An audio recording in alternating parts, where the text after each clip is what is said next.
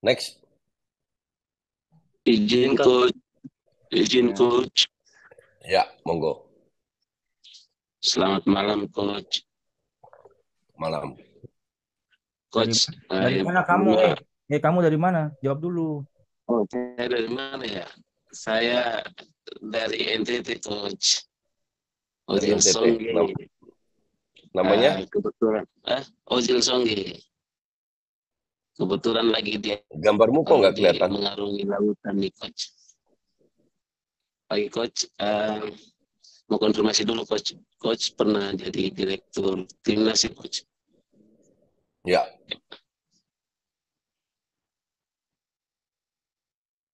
Terus? Halo, Halo? mau konfirmasi. Sinyalnya sinyalnya jelek, saya nggak dengar.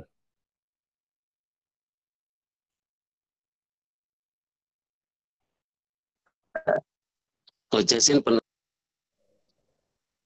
saat jadi dirtek, kira-kira Ya.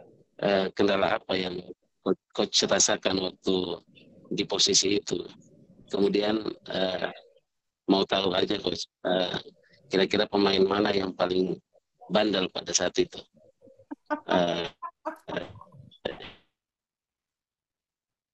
Uh, Futsal saat ini kira-kira sudah, menurut coach Justin, kira-kira sudah jadi industri atau belum coach? Mungkin itu coach. Ya. Ya. Mohon dijawab.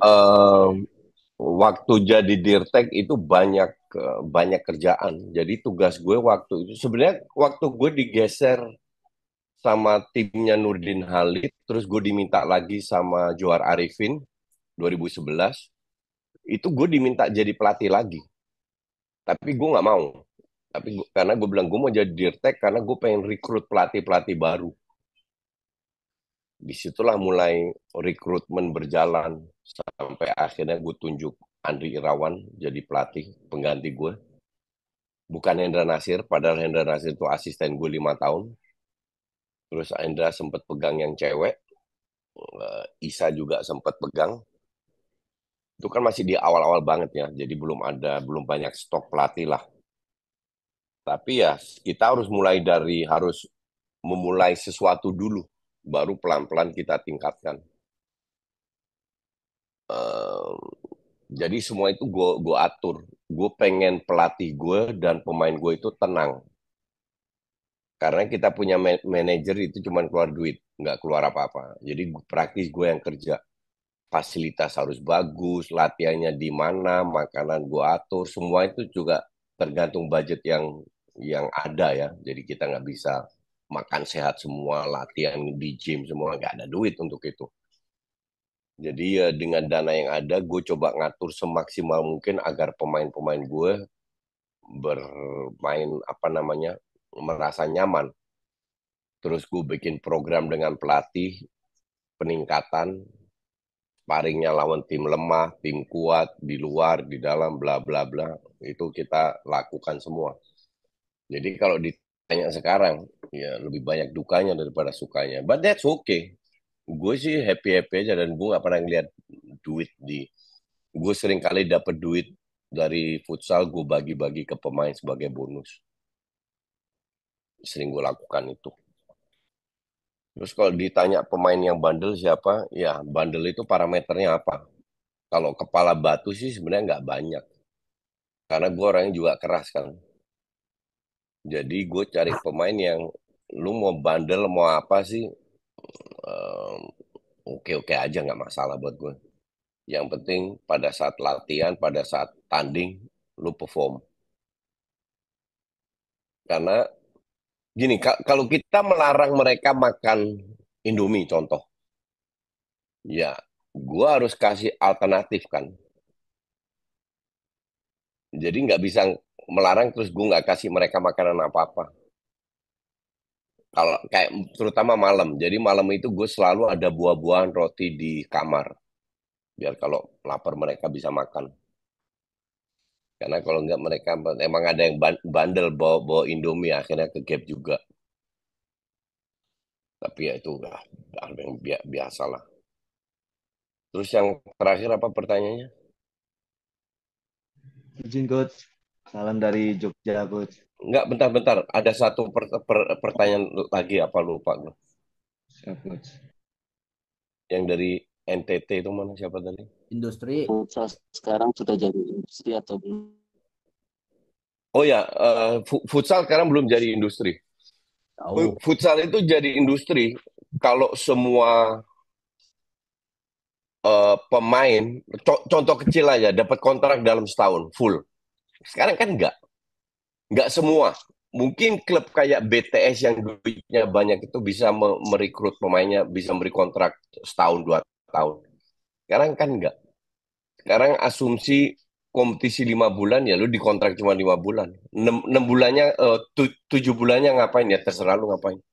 Tarkam lah, apalah. Itu bukan industri. Industri kayak basket. Apa namanya, DBL ya, yang basket kita lah. Itu kontraknya setahun. Ya, itu kontraknya setahun. Walaupun mereka mainnya mungkin 4 bulan, tapi mereka dikontrak setahun. Kita futsal belum ke arah sana. Tujuannya ke arah sana. Ini contoh aja. Setiap tahun dari 2006 Liga Pertama sampai sekarang, tiap tahun selalu ada klub yang dijual. Ya kan? Selalu ada klub yang dijual. Ya, jadi pertanyaan gue, lo nggak niat untuk invest di futsal gitu loh. Kenapa nggak bisa, let's say berapa, 14 tim, 16 tim, 18 tim itu stay di situ. Nggak, gue bilang level kita nggak perlu degradasi itu lagi lah mainnya. Tapi harus usahakan lu punya punya financial, keuangan yang kuat biar mereka bisa stay terus. Degradasi promosi nggak ada untungnya juga. Nggak ada tujuan juga.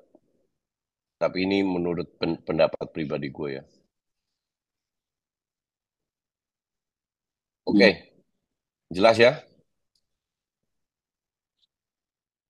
Silakan. Yang dari NTT tadi. Next. Siapa tadi, Coach. Pandu ya? Atau siapa? Ya. Pandu dulu. Ya, izin, Coach. Ya. Terus tadi disampaikan mungkin Jelas.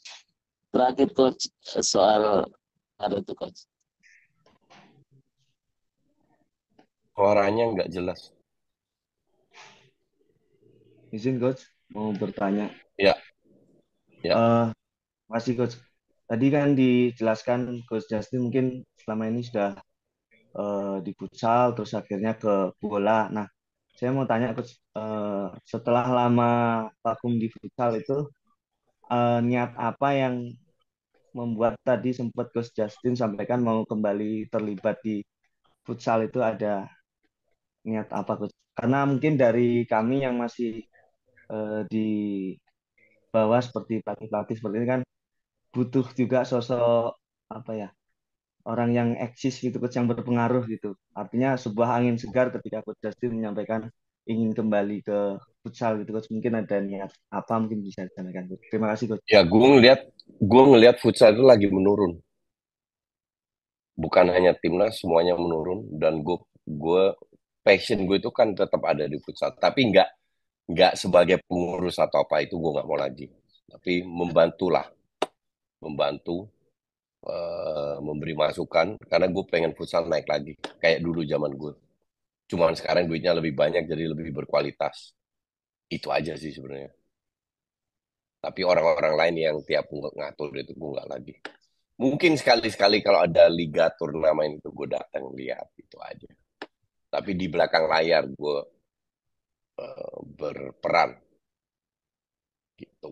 Kan gue harus tampil di sepak bola aja tampilnya. YouTube tampilnya. Gitu, Pandu. Di YouTube, TV. Izin Coach. Ya, Romi, silakan. Sebenarnya seberapa serasi sih Coach Federasi Sepak Bola sama Futsal, Coach? Mungkin nggak Nggak serasi. mungkin nggak karena kekurang serasiannya itu menyebabkan seakan-akan futsal itu tenggelam. Apalagi animo masyarakat Enggak. kan terhadap sepak bola itu sangat tinggi. Ya. Terus Enggak ada hubungannya. Terus Hmm? enggak, sorry, lanjut. Lanjut. kemudian di negara lain pun seperti itu nggak, Coach? Artinya ya futsal itu tertinggal karena merupakan olahraga salah satu turunan olahraganya sepak bola coach gitu. Oke. Oke, jadi banyak federasi di dunia yang nggak peduli dengan futsal, bukan hanya Indonesia aja, nggak peduli dengan futsal. Jadi mereka bikin kayak FFV, kayak Brazil punya sendiri, bukan negara kecil, negara besar kayak Brazil tuh punya punya federasi futsal sendiri, oke? Jadi sepak bola, tapi yang diakui sama FIFA sama AFC itu hanya sepak bolanya. Jadi PSSI itu yang diakui. Nah, tugas PSSI sekarang itu cuma korespondensi ke luar negeri. Jadi kalau seandainya ada Piala Asia, itu lewat PSSI korespondensinya. Nah, pada saat PSSI tidak peduli dengan futsal, PSSI membentuk federasi sendiri diketuai oleh Haritanu, namanya Federasi Futsal Indonesia. Jadi yang kelola semua futsal di Indonesia, seperti kayak di Brasil, itu federasi yang lokal. Mau PSSI nggak peduli, nggak ngaruh sama sekali. Ini dua entity yang berbeda, hanya administrasi aja lewat PSSI. Tapi suka duka apa itu nggak PSSI nggak mau tahu, kasarnya begitulah. Jadi kalau futsal kita nggak maju itu murni karena FFI, bukan karena PSSI. Oke. Tapi ada satu hal yang untuk gue agak lucu. Jadi PSSI ini kan lepas futsal ke FFI. Oke. Cabang PSSI di provinsi itu kan namanya Asprof. Nah, sementara di Asprof masih pegang futsal. Nah, seringkali gue dengar cerita-cerita di daerah itu bentrok antara AFP itu Asprofnya FFI, sama Asprofnya PSSI. Bentrok dari sisi koordinasi, ini siapa yang bikin, siapa yang itu masih sering terjadi. Nah, ini harus diberesin. Bahwa Asprof itu nggak boleh pegang, PSSI pusat harus kirim surat ke semua Asprof di Indonesia. Asprof itu nggak boleh terlibat dalam futsal. Entah itu dalam PON, entah itu dalam apa namanya regulasi ini itu dan lain-lain, nggak boleh. Karena itu hak FFI, bukan Asprof. Asprof harus ngikutin regulasi dari PSSI. Mereka adalah kepanjangan PSSI di daerah. Itu. Dan ini di Indonesia ini agak lucu, tapi nanti gua akan mencoba untuk memberesin hal kayak begini. Karena Anjay. kalau tidak ada misunderstanding lagi dan lain-lain, ini berkembangnya akan lebih pesat. Terutama secara administrasi dulu.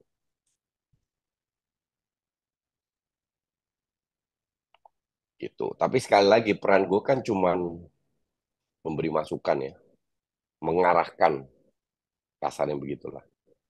Tapi kita nanti lihatlah, akan banyak hal yang terjadi di futsal Indonesia.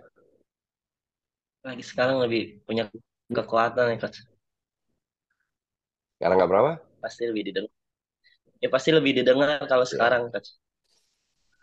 ya nggak tahu, kita lihat aja. Gue sih nothing tulus. Gue nggak cari duit di futsal, gue nggak cari proyek, gue hanya ingin membantu, ya kan? Hmm. Gitu, Romi. Kemudian coach, Doainlah semoga lebih bagus ke depannya. amin. Udah, itu Ya, aja. lanjut coach. Kemudian jalur jalur pemain yang nantinya menuju Liga Pro itu apakah hanya dari mungkin Liga Nusantara atau sebenarnya banyak klub nggak sih yang buka buka seleksi umum gitu coach? Karena pas zamannya setelah coach Justin itu misalkan coach Andri, jadi banyak pemain-pemain yang muter jadi dia pernah di tim ini muter dan jangka waktunya lumayan lama dia jadi pemain gitu.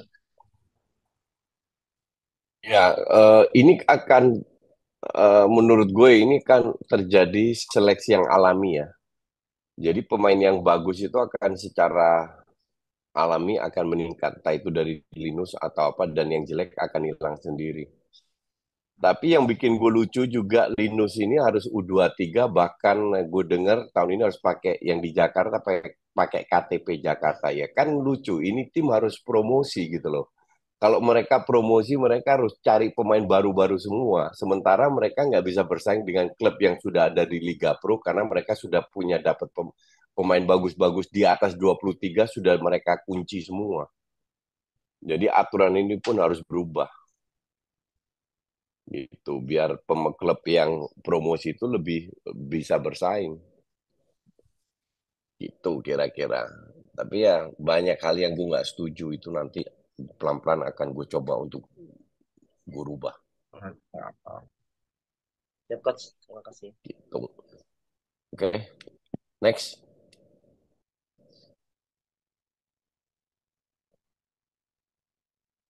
Ada lagi nggak? Bapak satu ini sibuk banget loh. Udah berapa menit lan? Ntar Ya, gue charge. ya hitung kalkulatornya kirim aja WA, Bud.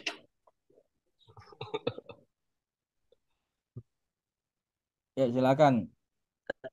Yang lain. Nah, gitu.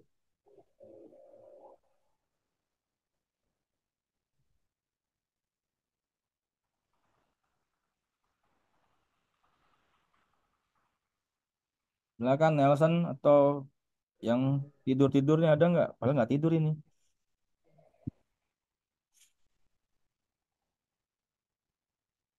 Siap, nggak tidur coach. Ya, Dan yang mau berkarir sebagai pelatih.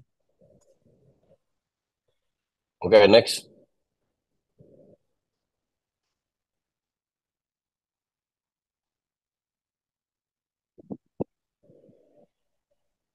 Nggak ada atau ada? Nanya lagi bang, pare-pare. Azwar Ipung. Iya, siap. Sarannya ke kami semua nih, calon-calon pelatih nih, untuk mengembangkan futsal seluruh Indonesia nih. Pak, mungkin giat-giatnya, motivasinya terhadap kami sebagai, apalagi untuk saat ini yang lagi mencari ilmu sama Bang Wilan, apa supaya visi kita sama untuk meningkatkan futsal dan target mungkin sama-sama keinginan kita semua untuk maju masuk Piala Dunia. Oke, jadi itu semua dimulai dari grassroots. Kalian ini grassroots, oke? Yang penting lu harus kreatif. Jangan ngincer menang. Itu lupakan. Nggak penting menang kalah itu. Tapi lo harus kreatif mengembangkan ilmu lo. Sekarang lo dapat ilmu dari bilang kan teori doang. Lalu terapkan di lapangan. Satu. Kedua, lu menjadi pelatih itu karena lu ingin berkontribusi terhadap perkembangan futsal di daerah masing-masing. Oke. Jadi jangan cari duitnya karena duitnya nggak akan lu dapat banyak. Karena pada saat lu cari duit di futsal, lu akan menghalalkan segalanya. Yang haram aja akan dihalalkan demi duit. Nah ini salah. Jadi lu mending cari duit di luar futsal, waktu luang lu, sisa lu fokuskan ke futsal. Dan itu bisa kalau lu bisa ngatur waktu. Satu. Orang-orang kayak kalian itu penting buat perkembangan futsal. Yang hadir di sini 40 orang, gue tadi lihat 38 itu penting semua. Tapi dengan cara masing-masing. Sekali lagi tujuan lu cuma satu, lu pengen berkontribusi terhadap perkembangan futsal di daerah lu. Nggak usah pikir nasional, di daerah lu dulu. Pada saat futsal di daerah lu naik, nanti akan terjadi seleksi alami, lu akan lebih disorot. Oh ternyata di sini banyak pemainnya, ternyata di sini bagus. Atau lu bikin network, lu bisa kirim pemain-pemain lu ke Jakarta untuk seleksi untuk itu. Ini ada kepuasan sendiri yang nggak bisa dibeli. Nah itu saran gue. Jadi kalian harus ya bekerja lebih keras, mendedikasikan hobi lu, terus jangan cepat menyerah. Karena yang kalian sekarang akan alami, itu gue sudah mengalami semua. Dan itu seperti yang gue bilang, banyak dukanya daripada sukanya. But that's okay, karena ini passion gue, ini bikin gue bahagia, bikin gue happy. Itu kira-kira begitu, Aswar.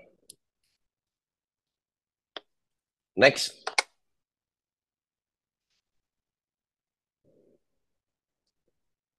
Izin coach, tanya lagi coach. Ya. Menyambung barusan coach, mungkin coach tadi sampaikan kalau di futsal banyak dukanya. Kira-kira mungkin menurut coach, kita tadi juga aku sampaikan kalau di basket sudah sampai ke level industri.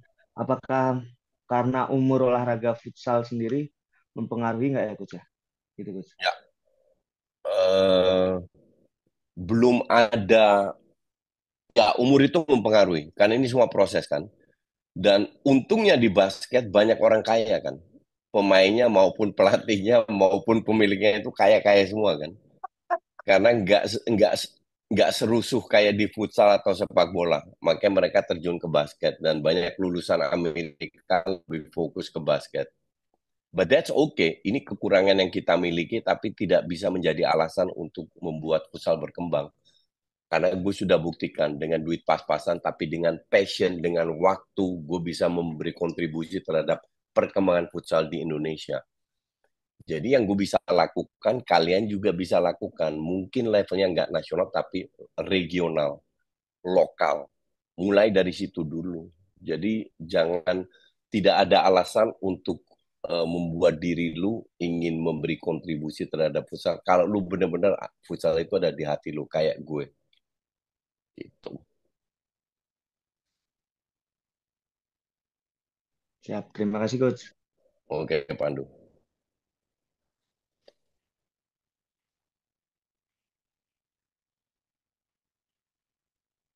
Felix, nanya nggak Felix? Masih belum, Coach. Oh, tanggal 11 ke Surabaya tuh. Alex Siap. Tirta. Saya sama Coach Tino ke Gafam. Oke. Anjay. Wah, Jangan lupa beli Rexona ya. Karena Siap, nggak ada Coach. tiket, tapi tiketnya itu beli Rexona. Siap, nanti Siap. foto bareng coach. Siap. cocok Iya. tuh foto bareng.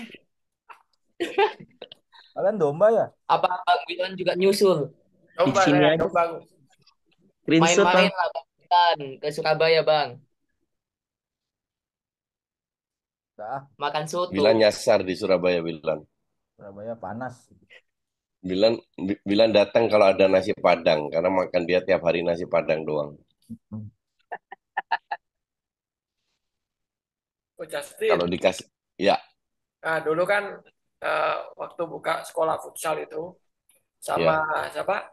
Haji Mas Said ya. Haji Mas Said, ya. Itu ada passion apa kok buka sekolah futsal langsung? Kan Coach Justin sudah di timnas tuh tadinya. Gue merasa tidak cocok dengan orang-orang di federasi pada saat itu. Jadi gue bilang sama Haji, ngapain kita di sini? Enggak lah, cuman jadi nomor doang. Kita melakukan sesuatu yang berbeda di luar federasi, tapi ada kontribusinya. Lahirlah itu MFC. Gue kan nggak bisa diatur orangnya, nggak suka. Kalau orang di federasi itu kan banyak yang apa ya, cari makan dari situlah. Kalau gue kan nggak di futsal. Jadi gue nggak happy dengan sikon pada saat itu 2004. Terus gue bilang sama Anji, udah kita bikin 2003, sorry, 2003. Anis itu September. Jadi 2003 gue nggak happy, gue ngapain ginian. Kita bisa berkontribusi lewat jalur lain kok. Kan banyak kan, ada 1001 jalan menuju Roma, nggak satu aja. Nah itulah kenapa gue bikin IMFC. Dan Aji nggak pernah terlibat, pakai namanya doang. Gue dari awal. Nah lu boleh tanya Wilan lah. Sampai sekarang diambil alih sama Wilan. Dibeli Gitu. sahamnya. Nggak ada saham IMFC dijual. Lu mengelola, tapi IMFC punya gue.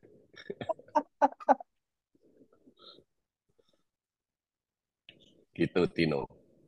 Siap, Coach. Coach, mohon izin bertanya, Coach. Ya, Felix. Dulu kan sempat jadi pelatih timnas.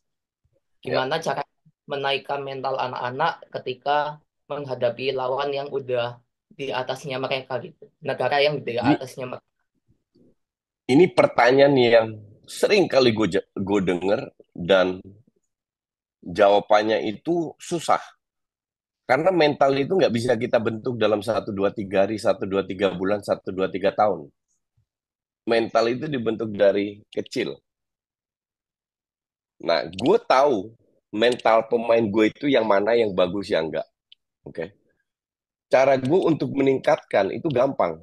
Jadi pada saat gue selalu ada sesi menganalisa pertandingan, tanya jawab, preview next match-nya seperti apa, dan pemain harus ngomong. Pemain harus memberi masukan. Jadi kalau gue bilang, oke, besok kita ketemu Kirgistan, kita akan main begini, begini, begini. Ini yang main ini.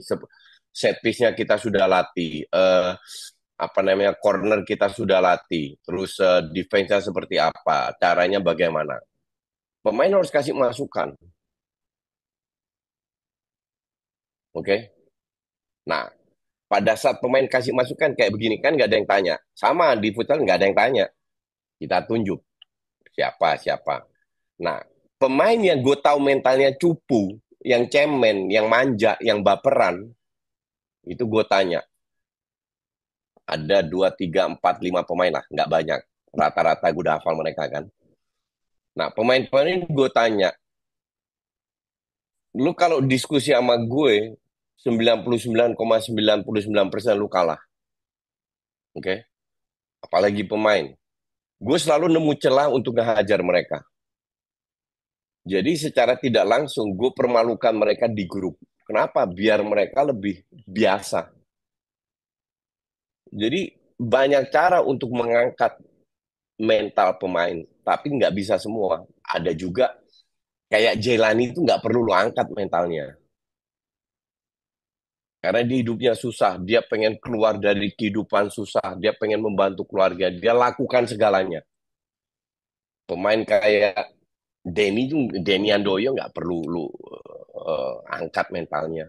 Mereka sudah paham, ngerti nggak? Terutama yang baru-baru ini yang hidupnya nggak pernah susah, yang hidup di bawah ketek emaknya gitu. Nah ini gue hantem terus nih sampai mereka berani ngelawan, berani itu. Nah ini kalau mereka udah mulai berani ngomong, berani apa, nah mentalnya udah keangkat lah. Tapi itu nggak gampang. Itu biasanya dari kecil. Makanya gue selalu kritik ke orang tua Indonesia kalau didik anaknya terlalu manjain anaknya. Lu tinggal di Surabaya ya? Iya, Coach. Kalau ke mall mana? Kalau ke mall biasanya TP, Coach. TP. Oke. Ini gue kasih lu masukan. Kalau lu ke TP atau ke Galaxy Mall atau ke Pakuwon Mall kalau nggak salah, yang mall papan atas lah, oke? Lu perhatikan anak-anak kecil umur 4, 5, 6, 7 tahun. Banyak yang gemuk nggak? Coba perhatikan. 67% gendut-gendut semua.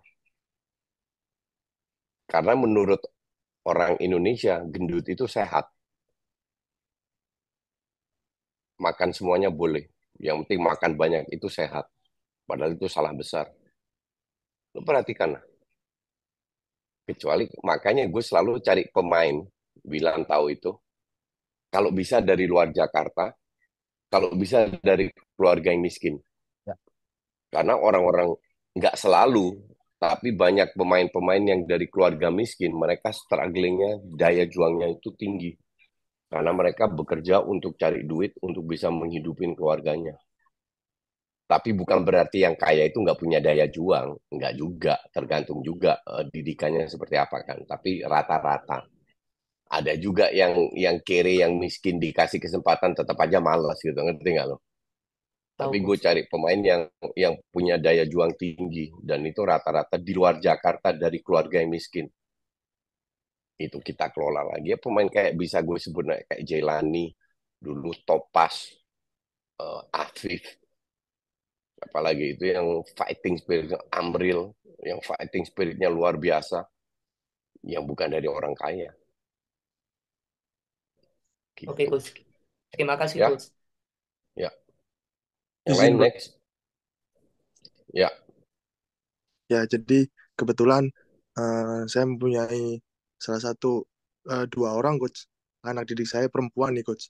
ya. Kebanyakan dari mereka itu kan kebetulan dua orang ini eh, berpacaran sesama jenis tuh Coach. Nah, itu Aduh. bagaimana Ya, ya, oke, nggak apa-apa. Lanjut. bagaimana cara kita sebagai pelatih untuk memberikan edukasi dan pada saat latihan itu bagaimana Coach penerapannya, apa tetap dijadikan satu atau dipisahkan atau bagaimana? Nah, kalau pertimbangannya dari saya itu kedua anak ini sangat berpotensi Coach untuk Ya. berkembangnya sangat melesat, tapi memang ada ciri-ciri seperti itu Coach. Mungkin bisa dibantu jawab Coach. Terima kasih. Gue mengalami juga hal seperti itu ya. Jadi waktu itu timnas futsal pelatihnya atau staffnya kan gue nggak pegang cewek, tapi gue sebagai dirtek gue pegang semua timnas U23 senior cewek cowok semua gue pegang. Itu mereka lapor juga. Sekarang persepsinya kan ini udah masalah sosial, udah bukan futsal lagi nih. Persepsinya kan adalah yang suka sesama jenis itu dilarang sama agama. Betul? Semua agama, ya kan? Betul. Tapi menurut gue pribadi, menurut gue sesama jenis itu genetik, bukan sesuatu yang bukan sesuatu yang kita bisa ajarkan. Kalau kita memaksakan untuk mereka berubah, itu bisa-bisa aja.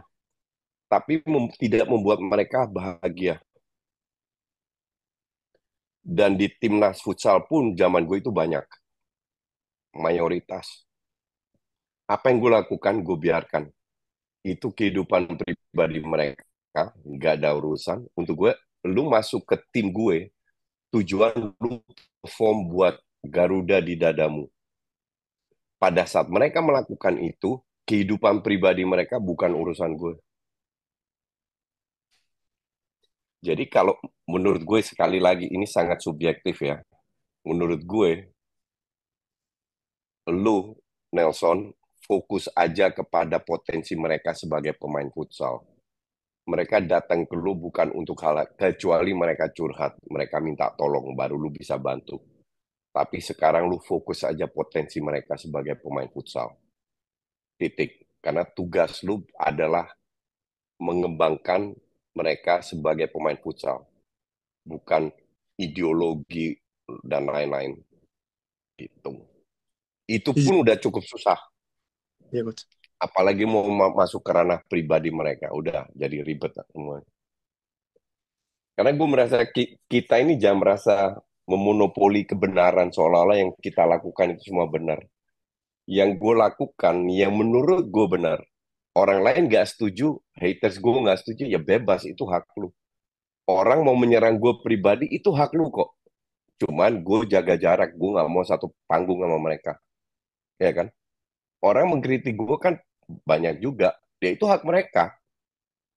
Cuman yang ngefans sama gue jauh lebih banyak. Gue fokus ke sana aja. Ngapain gue fokus ke haters gue? Gitu Nelson. Oke? Lalu untuk cara waktu di latihan itu bagaimana Coach? Apa dipisahkan atau bagaimana Coach ya? Enggak, Karena gabung semua. perlu kepada teman-teman yang lain itu Coach. Enggak, gabung semua. Nggak perlu Pak. Nggak Ya. bisa pisahkan. Enggak ada. Terima kasih Gabung Coach. semua. Yang gabung maksud gue ya cowok-cowok sama cewek-cewek. Bukan cowok sama cewek digabung ya. Enggak. Tapi semua gabung. Nanti biar mereka sendiri aja ngurus ini, itu, dan lain-lain. Baik, terima kasih Coach. Ya, sama-sama.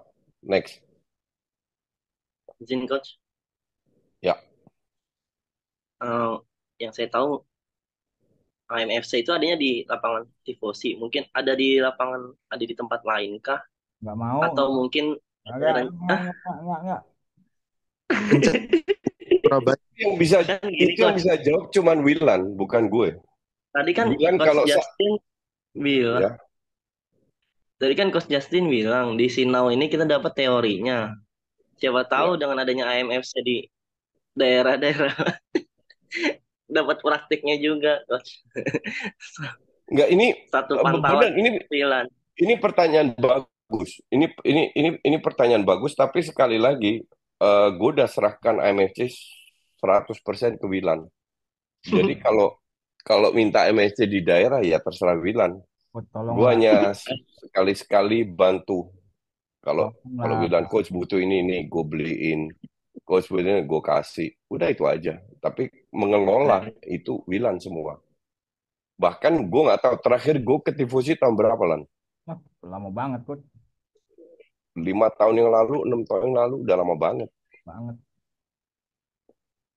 Sebelum pandemi. 2016 kalau nggak salah, 2017 terakhir gue ke Tifosi. Gitu. Yang sempat ini Coach Panca apa ya bikin support itu ada di Depok, ada di Bandung, di mana Coach gitu. Apalagi AMFC ada di bawah Coach Milan. Nah itu kembali lagi ke Wilan. Gue nggak ikutan. Guanya teman-teman kita dukung.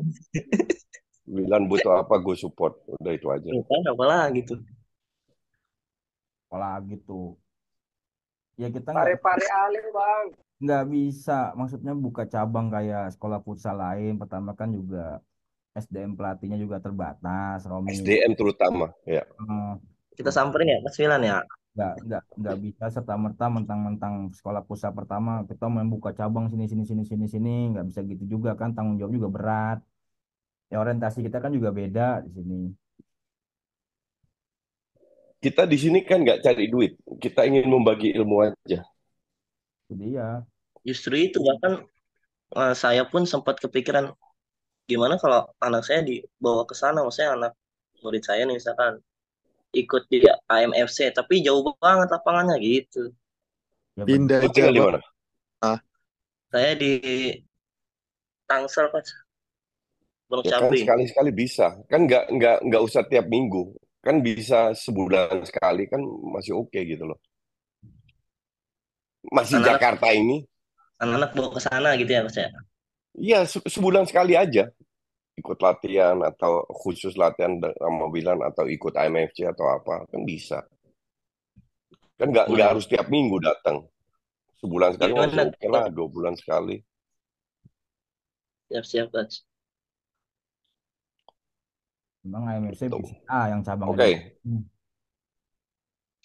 di Pertanyaan ada lagi?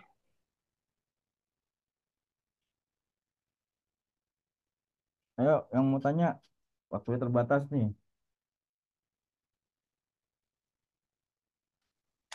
Nggak ada bola lagi ya? Izin coach, tanya coach. Ya. Pagi coach dari Tangerang. Oke. Kalau tadi kan bentuknya mentalitinya bentuknya persiapan ya coach.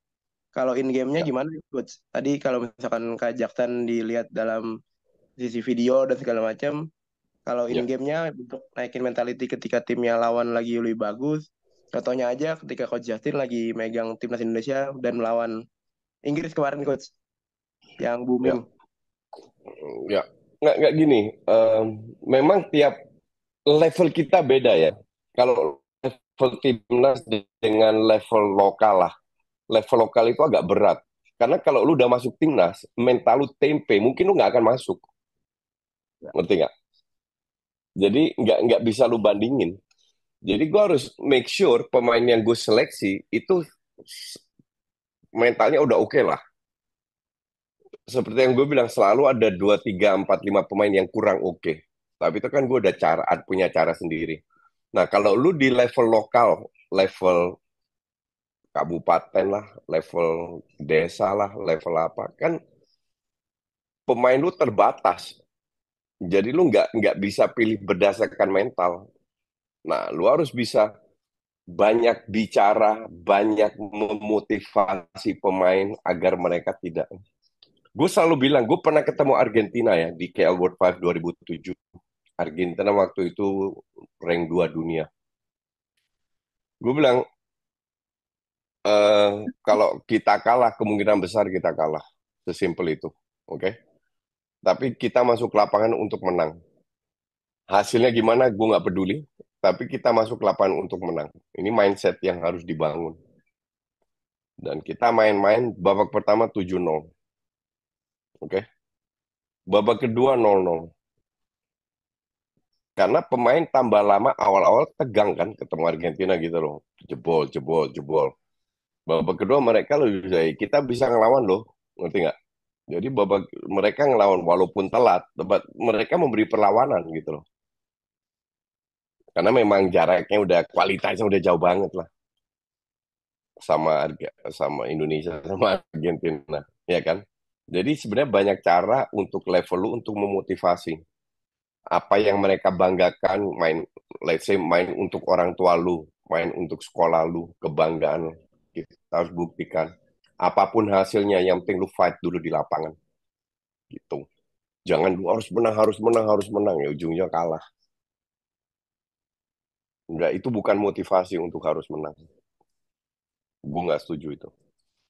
Tapi banyak cara untuk memotivasi agar toh kalau kita main bagus, kita sudah latihan, ya kita ingin tutup eh, tutup sesi latihan kita dengan kemenangan. Tapi ya semua juga mau menang. Yang penting lu jangan menghalalkan segalanya untuk menang. Itu yang penting. Nah itu mindset yang harus dipupuk dari usia dini untuk membuat mereka membangun mindset sehingga mereka punya mindset yang profesional.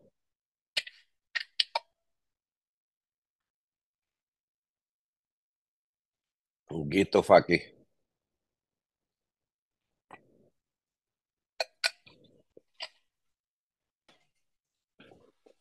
Jelas, Fakih? Jelas, thank you coach. Ya, oke, next.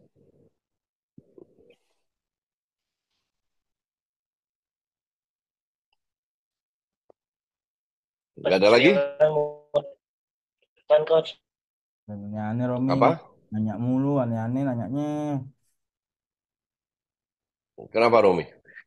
Coach Wilan mulai memikirkan AMFC untuk buka cabang. Enggak. Ya, ntar dia pikirkan. Oke, next. Kalau nggak ada lagi, gue cut dulu karena gue masih ada kerjaan. Iya, kerja keras dia jam segini. Cukup?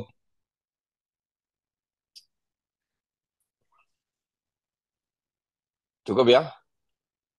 Ya, kalau Oke, thank you semuanya. Semuanya, Nanti di coach. lain waktu. Terima kasih semuanya. Nanti di Ya, lain waktu gue akan tampil lagi. Ya, tapi terakhir dong coach, Sukses semuanya dan apa? terakhir pendapatnya buat Sinau bareng dong.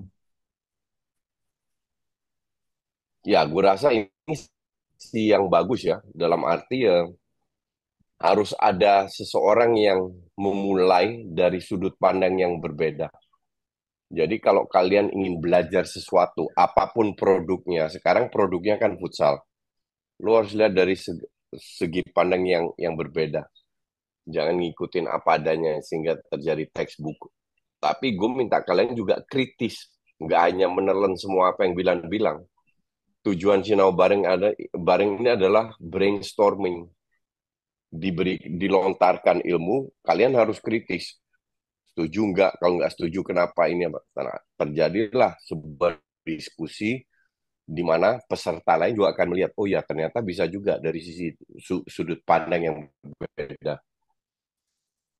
Jadi sesi seperti ini itu bagus untuk membuat kalian lebih tajam, lebih kritis, yang modal ini akan kalian bawa ke lapangan. Dari secara tidak langsung, kalian akan mendidik anak buah kalian juga berpikir kritis. Kasih mereka kesempatan untuk menjawab. Kasih mereka kesempatan untuk berdiskusi. Nah, itu penting sekali. Ini budaya yang belum lazim di Indonesia. Dan ini harus kita terapkan. Gue dari dulu sudah mulai, dan sekarang diteruskan sama Wilan dengan sesi yang berbeda. Sekarang namanya Sinau bareng, dulu lain lagi. Itu aja pesan dari gue. Oke? Thank you coach. Jelas ya? Sukses selalu. Terima kasih. Thank you. Makasih banyak coach. Yang Sampai jumpa coach. Terima kasih. thank you. Ntar sampai jumpa di Surabaya. Ntar 2 orang itu. Ya. Siap, coach. Dino sama Felix. Bye. Siap, coach. Ya, thank you. Yang bener lah nanyanya MFC. Itu serius coach. Kan udah saya bilang tujuannya tetap sama, kembali ke kalian masing-masing. Terus juga lebih kritis. Makanya saya mending pelan-pelan kan, biar biar semuanya terbangun gitu. Jadi teman-teman punya andil di setiap daerahnya masing-masing. Makanya saya mulai dari akar rumput, dari grassroots. Makanya saya pasti akan bersikap keras ketika teman-teman belum bicara fundamen tapi sudah meloncat-loncat. Itu saya pasti akan keras. Terutama ke Pandu kayak tadi gitu, langsung loncat ke flotation atau Rizal ke flotation. Saya paham sekali alurnya di mana saya harus mulai, teman-teman harus mulai, dan masalah kita di Indonesia tuh di mana. Seperti itu. Itu. Siap coach, maaf coach. Nggak apa-apa. Makanya makanya dari cara kita bertanya itu bagus. Maksudnya ada hal yang dikritisi. Tapi kalau saya diskusi itu ya sama seperti tadi, harus melihat dari banyak arah. Banyak arah, cuma kalau kita mentah secara fundamennya, kita bakal gampang dihantam orang. Gitu. Sementara dengan tadi kita balik ke topik yang tadi, jika teman-teman paham fundamennya, urutan-urutannya, itu akan menjadikan perbedaan yang signifikan nantinya, terutama dari daerah. Kan makanya semangat saya pun mesti ada di teman-teman daerah kan. Karena SDM-nya lebih banyak di daerah ketimbang di Jakarta. Itu sama kan, kurang lebih sama. Bukan berarti saya harus ikut-ikut IMFC buka cabang sana, buka cabang sana. Itu tidak memberikan garansi, Romi. Tapi teman-teman yang harus muncul. Nah, tinggal caranya bagaimana kita mengaktifkan komunikasi, bagaimana kita menyatukan visi, bagaimana mengembangkan teori-teori yang ada dan dipraktekkan dengan baik, ya kan? Bagaimana kita kemarin mengukur tingkat pemahaman kita bagaimana sih mampu diaplikasikan, kita kreasikan. Nah, yang berujung tadi kalian harus kreatif kan dibilang seperti itu, kreatif dan dicocokkan dengan culture-nya masing-masing. Itu. Mas Agus, culture-nya orang Jogja ya beda, culture-nya orang Surabaya ya beda, culture-nya orang Parepare ya beda. Bahkan pernah saya bilang kan, drill kalian pun bisa beda-beda tergantung culture-nya. Gitu. Kalau terkait dengan mentalitas, mentalitas itu dibangun dari hari ke hari. Itu kan psikososial. Walaupun dia terlahir sebagai orang kaya, tapi dia misalkan emang ditempa dengan didikan yang keras, biasa berpikir, ada ruang untuk berpikir, ada ruang untuk memberikan feedback. Itu berbeda dengan yang ya ya oh ya ya aja gitu kan, itu beda. Gitu. Jadi ada betulnya juga dengan seperti itu. Itu. Saya misalkan, saya dulu cerita ya, ini sedikit aja.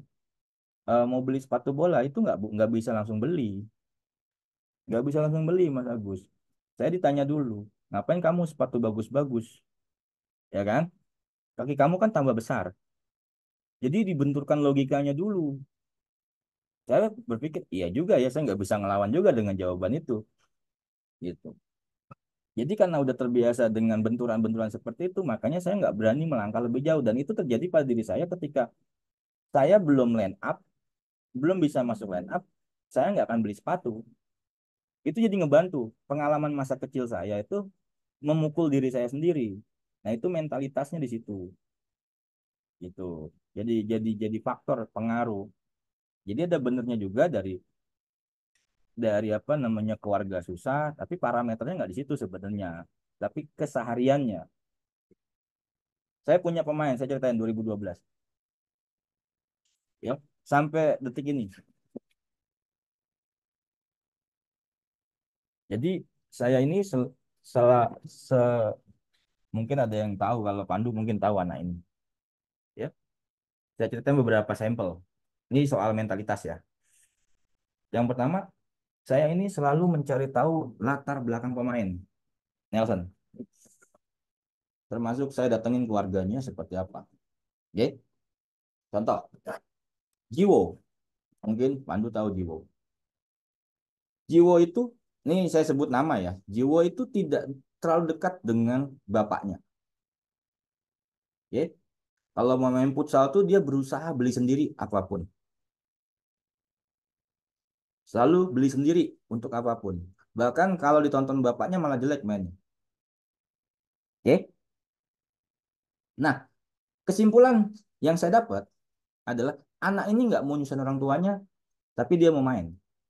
Dan dia mau berjuang untuk memiliki sesuatu. Oke? Dari situ bisa ketangkep nggak poinnya? Kalau kita berusaha mengenal latar belakang pemain. Saya juga ngobrol sama bapaknya. Jiwo ini nggak suka kalau saya nonton ini kayak gitu. Terus kesehariannya, dia sangat bertanggung jawab. Jadi saat TC di PON itu, dia minjem laptop saya. Minjem laptop saya, coach saya pinjam laptop dong buat ngerjain tugas. Di waktu TC pun dia masih bertanggung jawab terhadap tugasnya. Oke? Ini tergambar loh, tergambar. Lalu yang selanjutnya dia kerja di Angkasa Pura dan sekarang jadi ASN di Pemda kan. Nah, mentalitas-mentalitas seperti ini itu terjadi juga di lapangan saat kami bertanding. Jadi saat itu pemain kami sedang drop-dropnya dan situasi itu lagi tekan. Apa yang dia lakukan? Dia datang ke saya, coach saya siap main lagi. Jadi tanpa dimarahin pun saya tahu. Itu satu. Ya. Mau contoh lagi. Akhirnya kita tahu cara milih pemain. Makanya saya selalu tahu latar belakang mereka dan kedekatan kami akan lebih hangat. Yang selanjutnya, mungkin yang di Jateng tahu atau Jogja tahu. Faisal Gondrong. Betul? Tahu coach. Ya. Mentalitasnya seperti apa? Pertama, saya pernah kasih soal kasus. Jadi di Karangpandan nih, dekat tempatnya Mas Agus di Balai Latihan Kerja. Seberang SMP 2 apa 1 itu, saya lupa.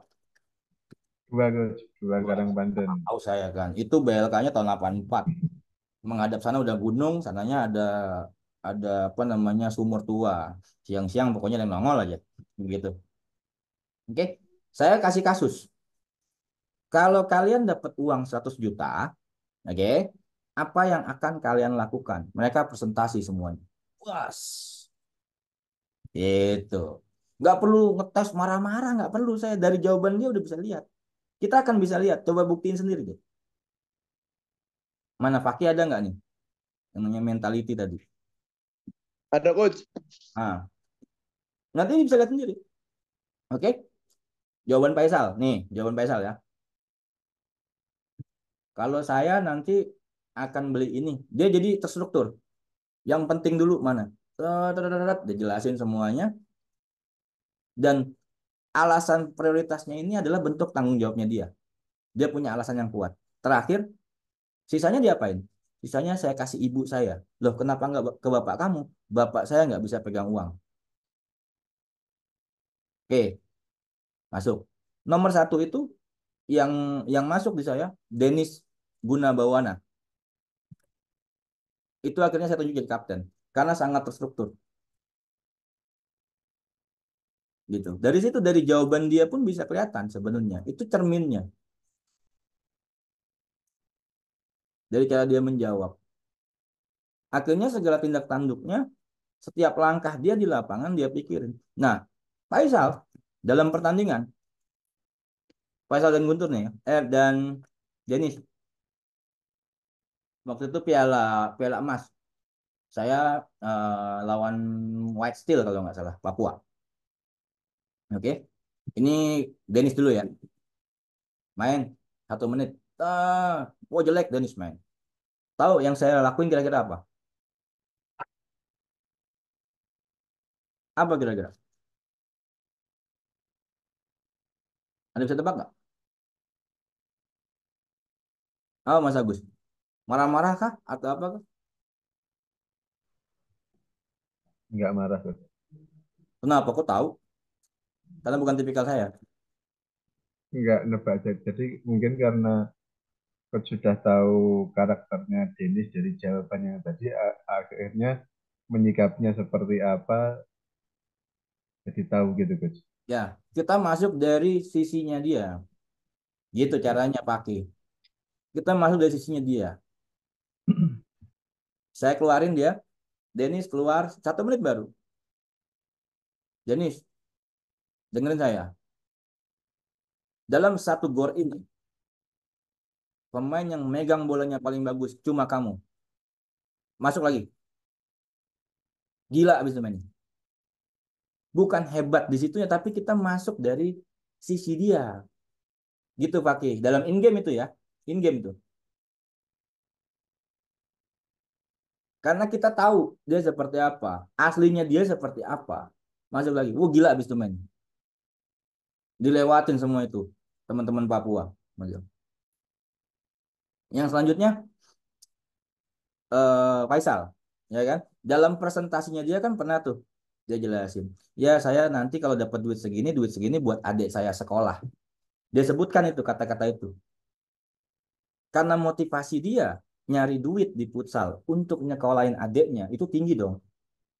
Ya kan? Motivasinya tinggi kan? Tahu di pertandingan lagi main nih, saya maju sedikit, dia kebetulan di flank. Masa atau skor Solo ngenetok. Saya bilang masa jauh-jauh dari Solo gini doang. Gila abis tuh. Percaya atau enggak? Karena setiap langkah dia yang tadi dia sebutin. Tapi kalau pemain dari awalnya nyaman, nggak akan bisa. Mau diteriakin kayak apapun nggak akan bisa. Ah bodo amat lo ngomong apaan. Begitu. Paham Tino ya? Jadi kita teriak-teriak kalau mereka nggak ngerti. Kita instruksiin mereka nggak ngerti. Suruh defense kayak gimana juga nggak bakal bisa. Bener nggak? Hmm? Pernah ngerasain kan? Teriak-teriak, bengak-bengok, racetol.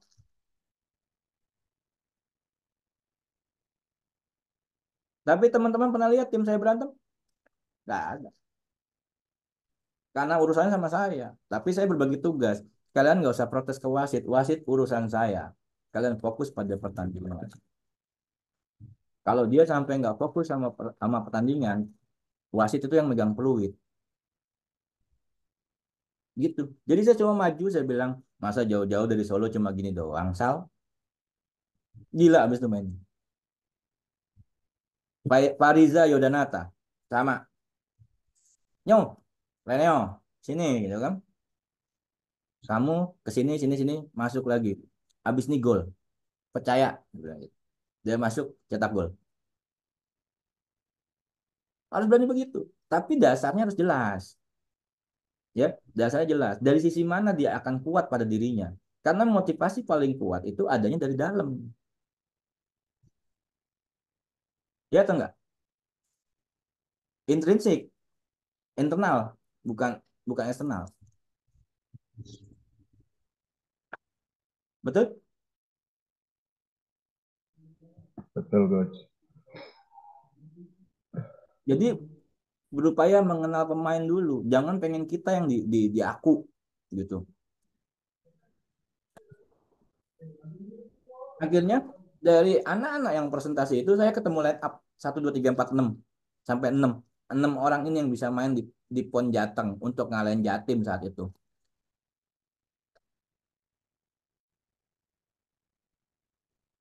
Yang lain jawabannya nggak ada yang jelas. Contoh, nomor 1 langsung dijawab ada kalau saya mau beli sepatu Nike coach, uang 100 juta. Nomor satunya beli sepatu Nike yang bener aja.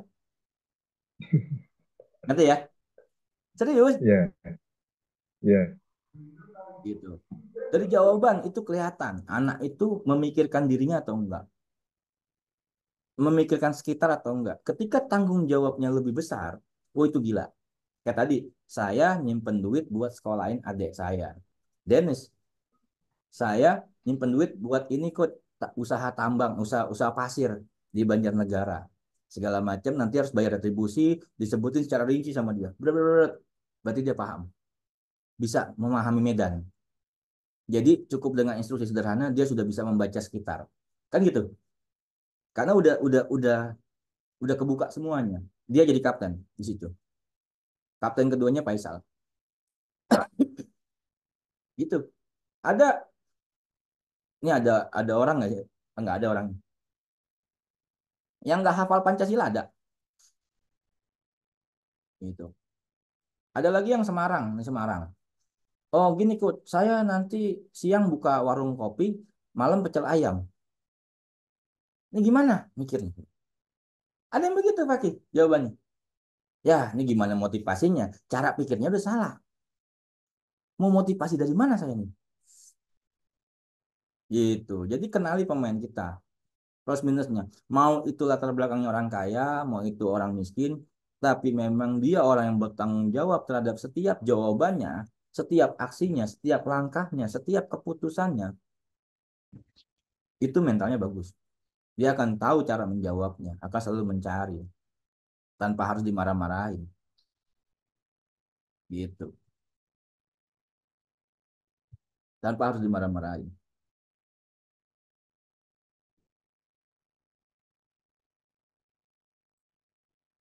Ya. Jadi dipantau dari keseharian. Keseharian.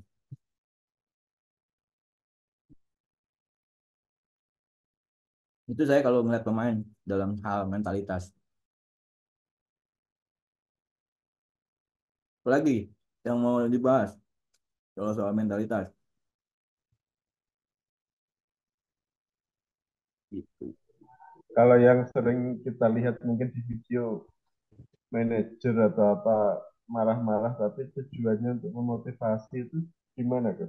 Kan sering Enggak. kadang gitu seperti itu. Jangan gini. Saya keras pada coaching point. Jangan salah. Saya keras pada coaching point. Kenapa? Karena coaching point itu harus tercapai pada sesi latihan. Jadi bukan menyerang secara pribadi. Keras itu ada bentuk penekanan. Nah, kalau di Spanyol ini ada, saya lupa bukunya. Eh, Bagaimana marah tapi dalam kondisi sadar. Saya nggak setuju sebenarnya dengan kalimat itu. Namanya marah itu biasanya nggak sadar. Keras iya boleh, tapi sadar dalam posisi sadar. Itu beda. Kalau saya menempatkan, saya ibaratnya kalau nge-highlight di mana sih yang di-highlight di coaching pointnya apa karena nggak suka orangnya.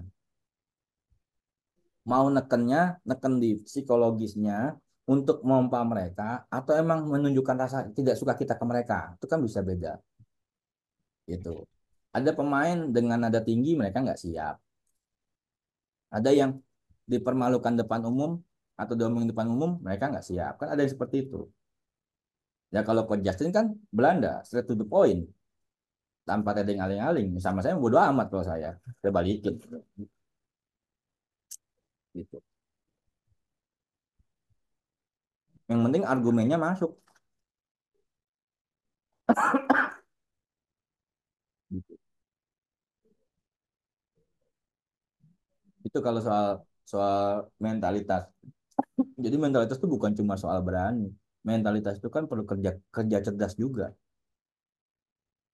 Ya enggak? Kita berani berani tapi nggak ngotak sama aja. Ya, gitu lah ya. Jangan pikir AMFC pare-pare lah, jangan lah. Mendingan Aswar Futsal Klinik aja lah bikin pare. Enggak, saya menjawab Romi juga. Saya nggak akan membuka cabang karena saya pengen teman-teman lah yang menjadi cabang sendiri, membikin sendiri. Itu motivasinya. Bagaimana caranya ya kita komunikasi, kita koordinasi, kita kembangkan yang ada, fundamennya tahu, tahapan-tahapannya tahu, gitu. Dan teman-teman bisa tahu saya narik dari mana, pelajaran-pelajaran yang ada, seperti itu. Ya. Dan tadi kan juga disampaikan bahwa teman-teman harus nyari pendapatan di luar futsal kan, sama kan? Iya, Gus. Iya, gitu. Sama aja supaya penuh dedikasi. Misalnya di futsal ya maaf maaf kadang terima duit bayaran teman-teman juga saya langsung transfer lagi ke Tiposi, gitu.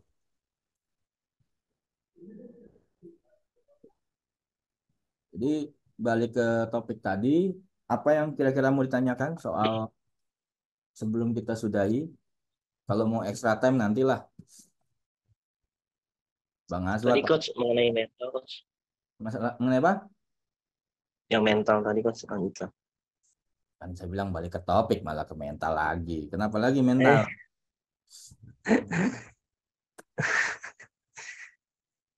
Kenapa lagi? Ya yang tadi kan kita sudah misalkan kita sudah melakukan pendekatan.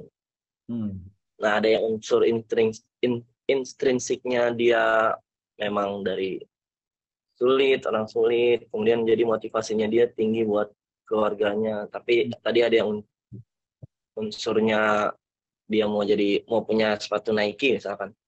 Nah, apa kita pasrah aja sama anak yang punya keinginannya itu untuk sepatu Nike? Mungkin nggak kita melakukan pendekatan lain untuk mencari tahu motivasi lain dia sehingga kita bisa ningkatin lagi. Gini. Bukan pasrah. Dalam tim itu kan saya dibebani target. Artinya kan saya harus menyiapkan tim dengan kemampuan yang baik. Gitu. Kalau dia berpikirnya untuk mendapatkan sepatu Nike, sementara teman-temannya udah jauh mikirnya, udah agak dewasa, ini kan akan berat nanti dalam pertandingan. Makanya kita harus punya parameter. Kalau misalkan di Iran, di jurnal yang saya baca, salah satu unsur psikologi yang harus jadi pertimbangan adalah nomor 1. Itu adalah tingkat kecemasan. Kalau seorang anak tingkat kecemasannya tinggi, masa ya kita mau paksakan jadi pemain futsal? Dan anak ini yang tadi bahas sepatu Nike, itu VO2 max-nya tinggi, nomor 2 tertinggi. Tapi secara mental, secara kognitif kurang, akhirnya VO2 max-nya nggak ngaruh. Makanya kan struktur-struktur dalam tubuh manusia ini harus digabungkan. Sehingga ketemu kriteria yang pas untuk jadi seorang pemain futsal. Jadi nggak bisa dipaksakan dong. Makanya kita punya kriteria dari bawah. Nah, contohnya ketika technical skill, ketika basic motor skill memang tidak ada bakat anaknya, ya sebaiknya umur 13 putuskan jangan main futsal. Jangan memikir jadi atlet. Jadi ada parameternya. Mau kita angkat kayak gimana? Kalau memang anak ini terlahir dengan ya mental yang gampang down, rapuh, segala macam, terus mau kita paksain gimana? Nggak akan bisa. Nggak akan bisa. Kan semua orang nggak sama terlahir di dunia. Ya nggak?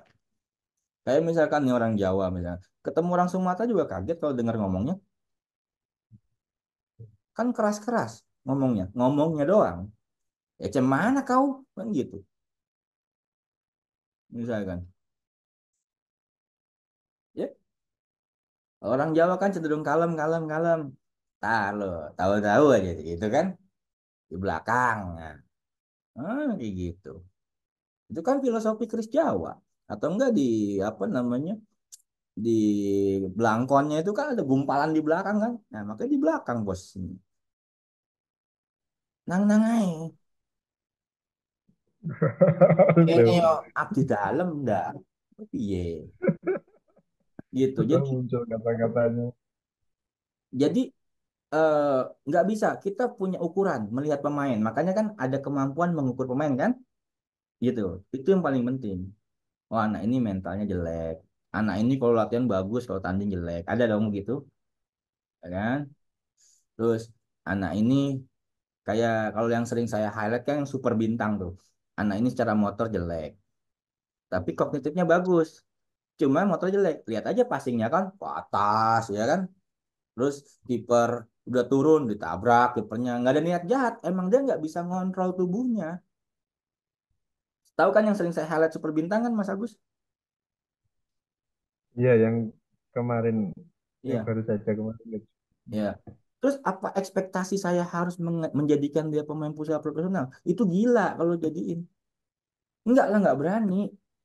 Yang penting mereka seneng main, udah titik.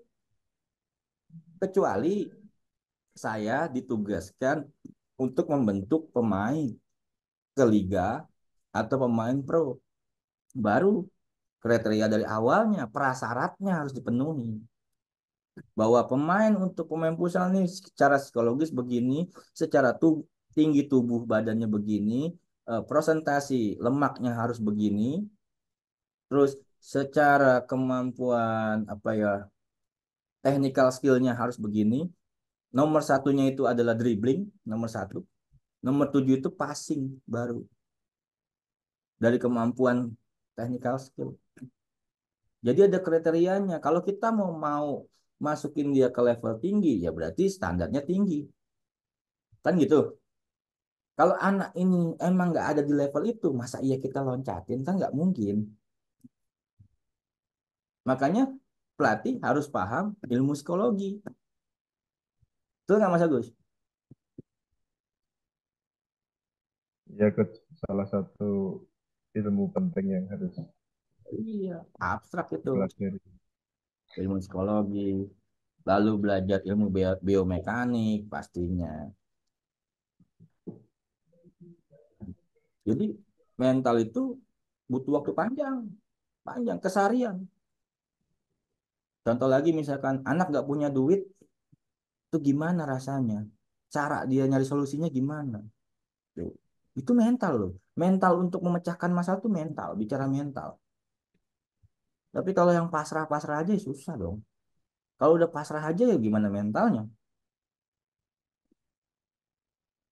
Ya, kan psikososial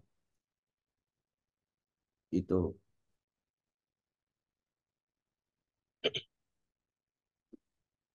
Jadi ketika dia diberikan tekanan oleh pelatih, itu bagi mereka bukan suatu marahan, suatu hal yang memarahi dia, enggak, biasa aja.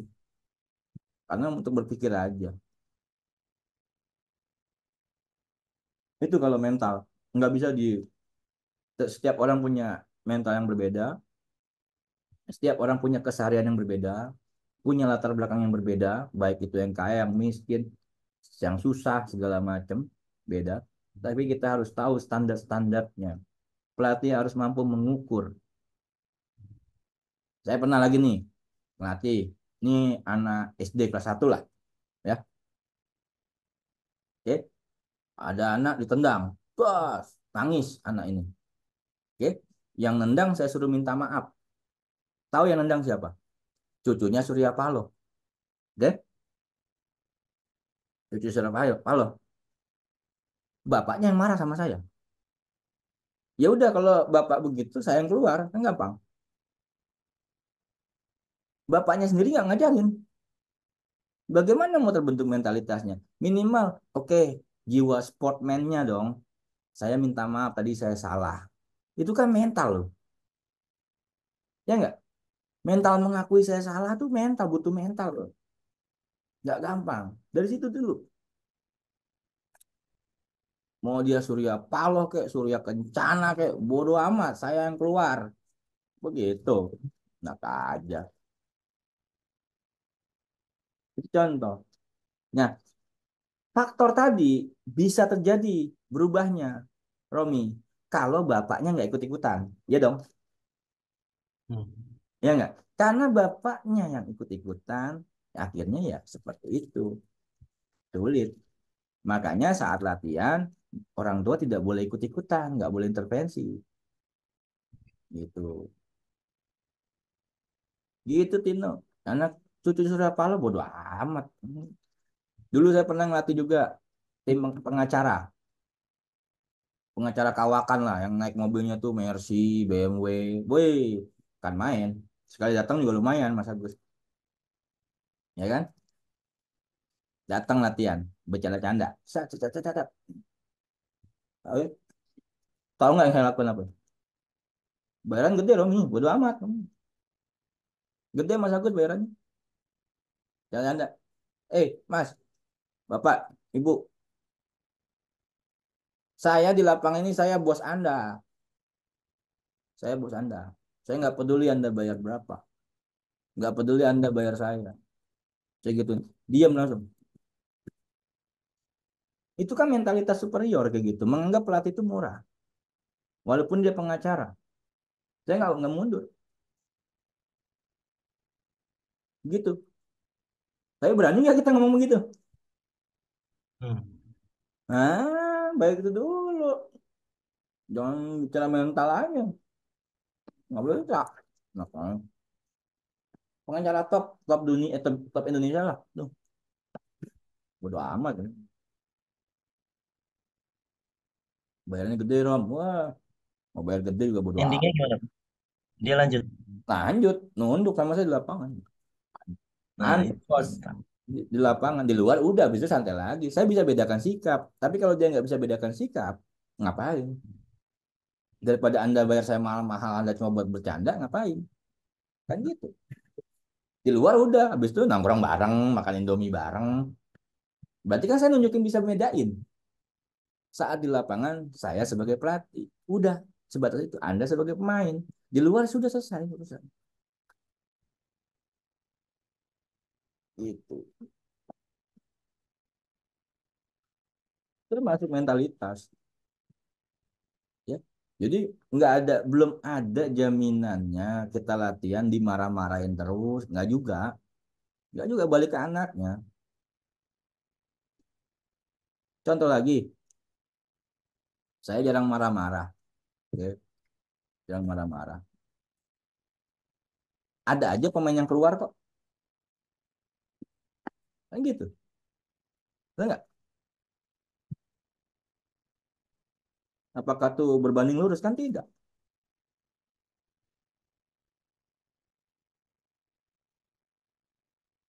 Kita bahas LFD dulu. Mental aja. Udah gitu doang mental mah ngeliatnya gampang. Mau pemain udah terbiasa tiap harinya bagus. Udah cakep udah barang. Gitu. Yang Enggak, nengah. batasan LFD untuk grassroots coach.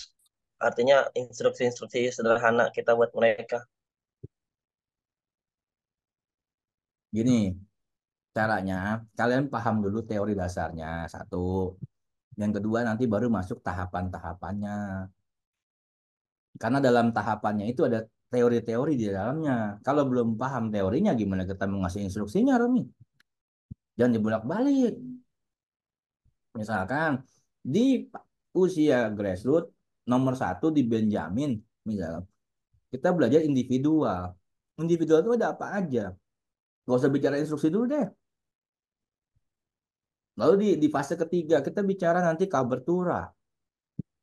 Kau udah pernah saya share di situ. Contoh ya, ya udah ketutup. Bisa. Lalu di fase selanjutnya kita mengenalkan posisi dasar bertahan. Instruksi apa mau dikasih tahu kalau kita belum paham teorinya? Terus dalam tujuan di usia grassroots misalkan mengenalkan pola persepsi. Bagaimana mengenalkan pola persepsi? Dengan olahraga terbuka seperti futsal. Dengan banyak permainan. Itu jawabannya. Nggak banyak instruksi. Nggak banyak instruksi. Justru instruksi itu model tradisional. Bingung.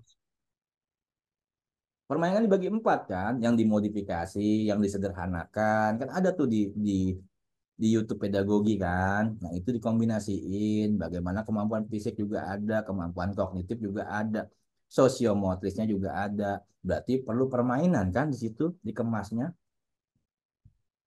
Bagaimana supaya bisa individual marketing terjaga. Misalkan saya pengen ngebentuk pos jasa bertahan. Cirinya apa ya? Lututnya ketekuk. Oke, bagaimana caranya biar ketekuk lututnya kan gitu kan? Gimana caranya? Kira-kira dengan permainan bisa.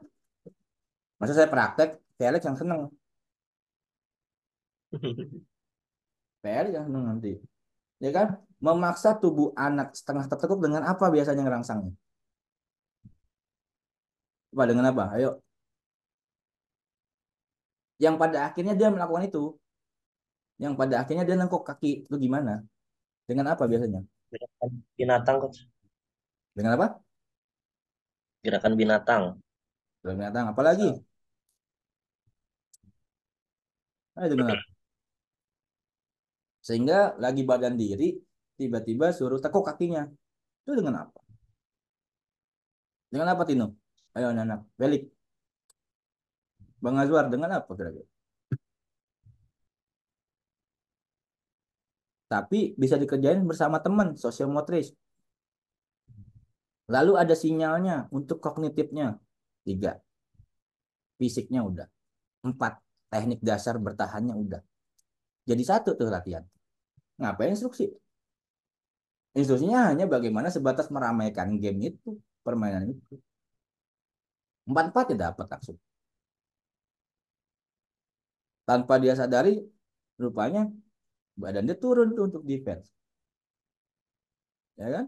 Memudahkan dia untuk reaksi. Nah, kamu ketangkep. Gitu. Nah, kamu ketangkep, kamu kejaga sama aku karena badanku siap kan gitu jadinya. Akhirnya di La Vuelta Calma, Vuelta La Calma di akhir sesi. Ayo tadi kenapa kalian susah nangkepnya misalkan. Kan ditanya begitu dengan nada yang santai. Kenapa? Kenapa ya? Biarkan mereka menjawab dengan PD-nya. Setiap anak punya jawaban berbeda. Jawaban berbeda ini lahir dari persepsi yang berbeda. Betul? Betul nggak? Tapi kita sudah Betul. mengasah persepsi Betul. mereka di latihan. Oh, aku coach. Dengan posisi mata yang hampir sejajar, aku coach. Dengan penggunaan kata kita sebagai koherensi. Karena kalau kita tidak tekuk badan kita nggak bisa coach nyampe ke teman kita. Gitu. Jawaban mereka ini yang akan menjadi taktik individual loh, jangan salah. Kan setiap aksi punya tujuan. Diinstruksiin kalau anaknya nggak kebangun ruangnya, nggak akan bisa. Cuma selesai doang, habis latihan, udah keringetan, baju basah, selesai kan gitu kan. Jadi penggunaan kata kita sebagai rasa saling memiliki, sense of belonging, rasa memilikinya, itu penting. Pernah lihat video saya penggunaan kata gue lo? Ada? Nggak ada, bro. Nggak ada. Itu. Ya. Jadi permainan yang merangsang misalkan posisi dasar bertahan, apa ya? Nah, itu kreasi kita tuh Bang Azwar, permainan kita buatnya. Makanya harus kreatif. Coba apa kira-kira? Yang merangsang lateral, apa kira-kira? Gobak sodor.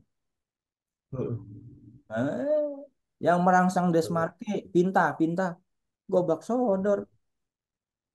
Desmarke juga sama. Pinta sebagai teknik taktik individual. Ya. Nah, yang merangsang dia mengangkat kaki, sudut kakinya bisa dengan permainan selain dengan kon kan bisa. Tuh. Yang memaksa ini bisa bergerak, tap jongkok misalkan, setengah jongkok, tap setengah jongkok kan boleh. Masa nggak boleh? Itu pakai bola lempar, hap, jadi patung. Nah, kan lumayan. 3 detik ya jadi patung. Nekuk tuh kaki. Ah, instruksi apa lagi? Pan aja udah ada latihan cuma 60 menit. Nggak boleh lebih kalau grassroots. Nggak 2 jam kalau grassroots. Gitu. Jadi dia Ya, sekarang kenapa? 90 menit masih aman. Aman 90 menit. Main. Akhirnya mereka tumbuhlah. Kan kita mau memulai pola dasar persepsi. Itu penalaran permainan. One v one. Nah, sama kayak misalkan main kucing-kucingan atau kejar-kejaran. Nah, kenapa kita kalau dikejar harus nambah kecepatan?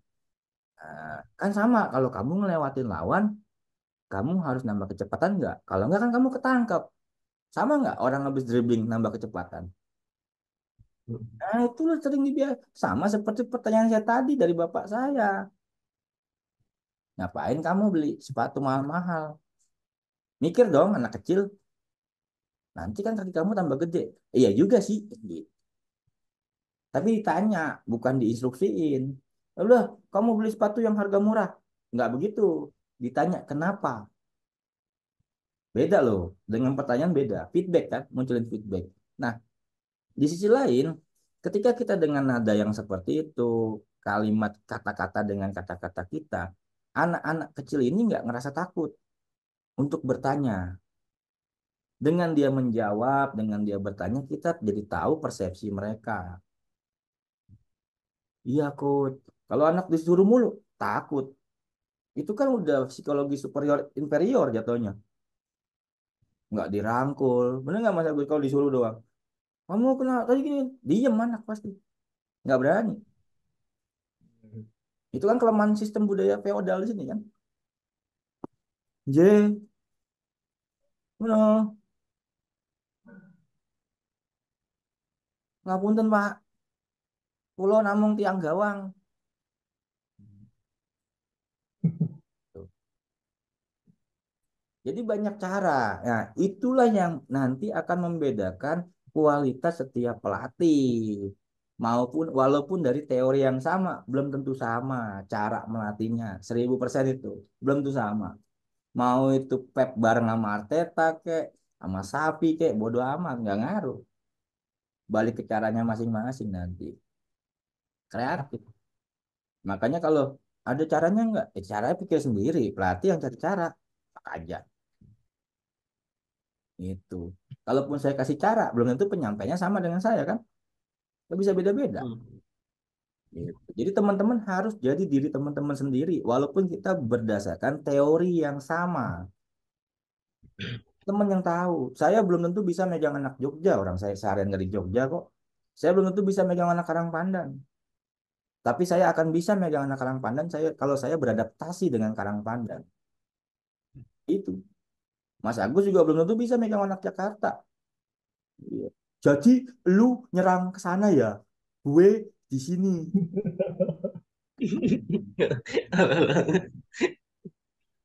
Kan begitu, ya. Jadi gitu, Romi. Kalau teorinya ada, semuanya ada.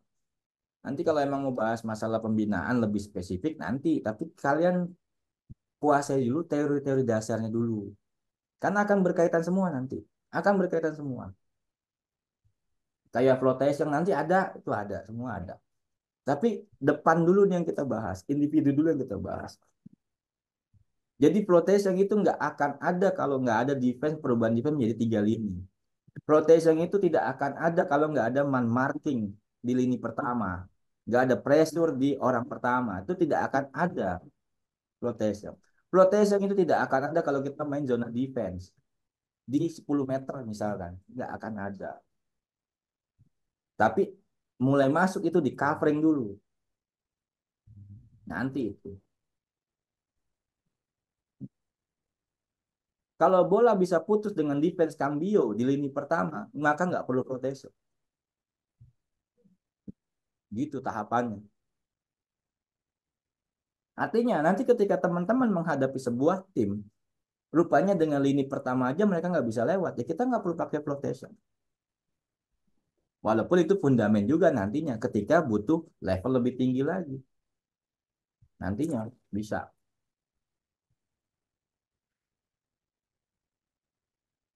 Gitu. Kalau kita bisa ngalahin lawan dengan 30%, kenapa harus 100% dikeluarin semua?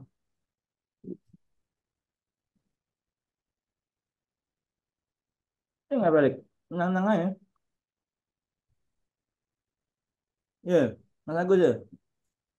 Gue anak Jakarta, gue.